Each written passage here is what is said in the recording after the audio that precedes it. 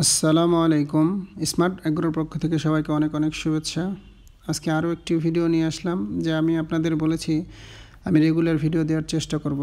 তো আজকে আমি বাগানে বেশ কিছু কাজ করে নিব, কারণ আমার যে দুইটা লোক সবসময় আমার এখানে কাজ করে থাকে, তারা এখন আমাদের এখানে ধান কাটা শুরু হয়েছে, এই জন্য আসলে সবসময় সময় দিতে পারতেছে না। তো আমি চেষ্টা করতেছি নিজের কাজগুলো যতটা এগিয়ে নেওয়া যায়, এবং কালকে তারা অবশ্যই আমাকে সময় দিবে এরকম একটা কথা দিয়েছে।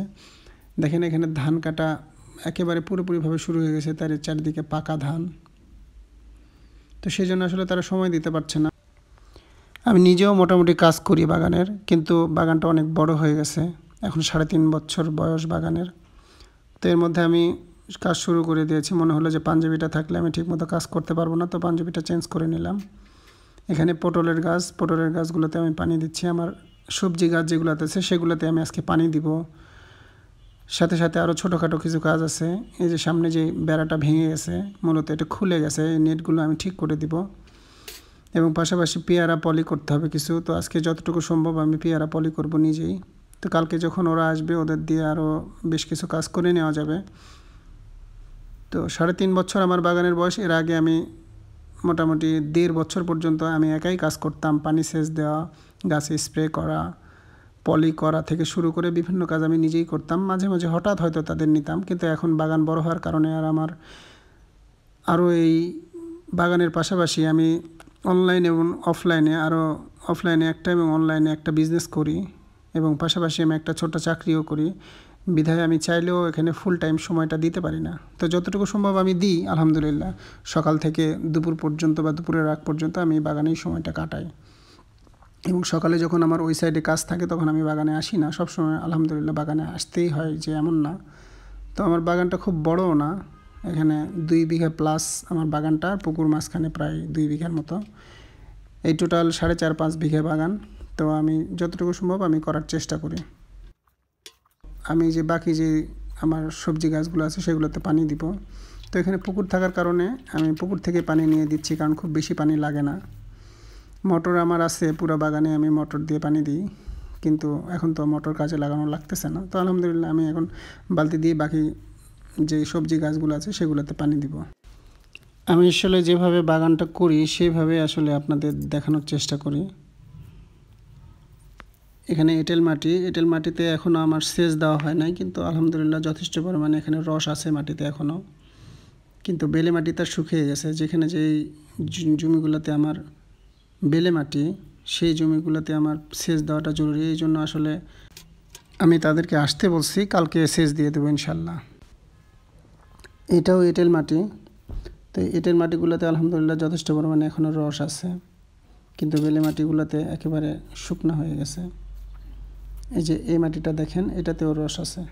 আসলে বাগান করতে হলে এগুলো আপনাদের অবশ্যই বুঝতে হবে, যে কখন আমি গাছে সেচ দেবো, কখন প্রয়োজন। এটা যদি আপনি না বোঝেন তাহলে আপনার জন্য আসলে বাগান না। কোনো কাজই ছোট না, সব কাজই করতে হবে। এটা হচ্ছে বেলে মাটি। বেলে মাটিটা একেবারে শুকনো হয়ে গেছে, পাশাপাশি তারপরেও শুকনো হয়ে গেছে। এই জন্য বেলে মাটিতে সেচটা বেশি দিতে হয়। আর এঁটেল মাটি যেটা, সেটাতে সেচ অনেক কম লাগে। আর আমার মোটামুটি প্রাথমিক কাজগুলো শেষ। এখন আমি পলি করব। এই পলিগুলো আপনাদের দেখাচ্ছি, যে পেয়ারার পলি যারা পেয়ারা বাগান করে তারা অবশ্যই জানেন, এবং যারা বাড়িতে 2-1টা গাছ আছে তারাও যদি এইটা টেকনিকটা ফলোটা করেন তাহলে তারাও আমার মনে হয় যে ভালো ফল পাবেন ইনশাল্লাহ। এই পলিগুলো দেখেন একেবারে অটোভাবে, মানে যখন ফ্যাক্টরি থেকে বের হয় তখন এইভাবে কাটা, যে মাঝখানে ঠিক থাকে, কিন্তু 2 সাইডে 2টা ফুটো থাকে।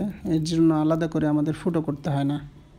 তা আমি নিজেই পলি করতাম আগে অনেক বেশি, কিন্তু এখন আসলে যখন পেয়ারাটা অনেক বেশি হয় তখন আমি একাই আসলে সম্ভব হয় না।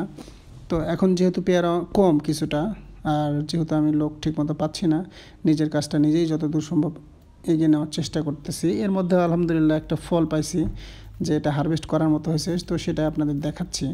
অনেক সুন্দর একটা পেয়ারা। আর এখনের পেয়ারা সিজন টাইমের পেয়ারার চাইতে অনেক বেশি মিষ্টি হয়।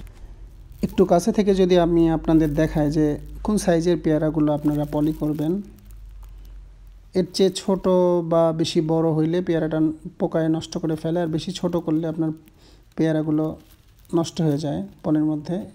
আর আমি পেয়ারা পলি করার আগে অবশ্যই ফুলগুলো ফেলে দিই, কারণ এই ফুলগুলো ফেলে দিলে পেয়ারার গ্রোথটা খুব ভালো আসে, পেয়ারার সাইজটা খুব ভালো হয়। তো আর এই যে এখানে একটা লক্ষ্যর বিষয় যে 3টা পেয়ারা যখন আসবে তখন অবশ্যই পাশের 2টো ফেলে দিবেন, বা 3টার মধ্যে যেটা সবচাইতে ভালো সেটা রেখে দিবেন, তাহলে ওই একটা পেয়ারাটা ভালো হয়। যখনই 3টা রাখতে যাব আমরা, পেয়ারার সাইজগুলো খুব খারাপ আসে। এগুলো প্রাথমিক জিনিসগুলো সবাইকে আসলে জানতে হবে। যারা আমরা বাগান করি আলহামদুলিল্লাহ তারা সবাই মোটামুটি জানি, কিন্তু বাড়িতে আমরা যারা 2-1টা করে গাছ রোপণ করছি তাদেরকেও এই বিষয়গুলো মাথায় রাখতে হবে এবং সেভাবে কাজ করতে হবে। আলহামদুলিল্লাহ আজকে যথেষ্ট পরিমাণে কাজ হচ্ছে আমার, এবং পাশাপাশি আপনাদের জন্য ভিডিও বানাচ্ছি, এবং নিজের কাজ নিজে করার মধ্যে একটা আলাদা মজা আছে। আপনি যত বড় শিক্ষিত হন, পাশাপাশি যদি আপনি নিজের কাজগুলো নিজে করতে পারেন তাহলে খুবই ভালো। আমি পেয়ারার গাছের মধ্যে এখানে কিছু কাটিমন আম লাগাইছি, আর এই কাটিমন আমগুলো সারা বছর আসে ফল ফুল। এই ফুল একই গাছে, আবার এখানে ফল। এই আমগুলো যথেষ্ট পরিমাণে সুস্বাদু মিষ্টি, খুবই ভালো এই আমগুলো। আর এখানে আমি ভারত সুন্দরী, আমার বড়ের বাগান ওই পাশে, কিন্তু এখানে জায়গা ছিল সেই জন্য এখানে লাগাই দিছি।